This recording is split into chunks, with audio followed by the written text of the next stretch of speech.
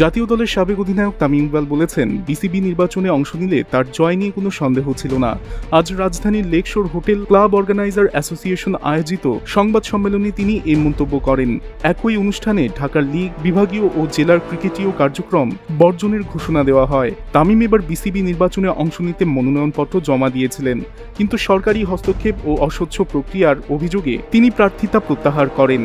তৃতীয় বিভাগ থেকে উঠে আসা 15টি ক্লাবের কাউন্সিলরশিপ স্থগিত হওয়ার প্রতিবাদ স্বরূপ মোট 16 জন প্রার্থী সরে দাঁড়ান। পরে ওই 15টি ক্লাব আবার কাউন্সিলরশিপ ফিরে পায়।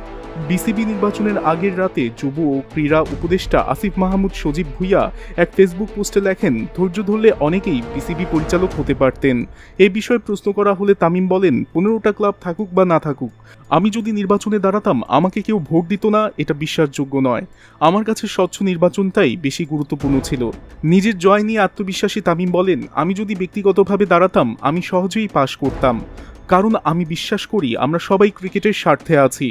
তিনি ব্যালটে ভোট নেওয়ার পদ্ধতি নিয়েও প্রশ্ন তোলেন। আপনি সকাল থেকে সন্ধ্যা পর্যন্ত কেন্দ্রে আছেন, তাহলে ভোটিং করার কি দরকার? নির্বাচনে অংশ নেওয়া ক্লাব অর্গানাইজার অ্যাসোসিয়েশনের একটি পক্ষ আগে থেকেই লীগ বর্জনের হুমকি দিয়েছিল। এবার তারা জেলা ও বিভাগীয় পর্যায়ে ক্রিকেট বর্জনের ঘোষণা দিয়েছে।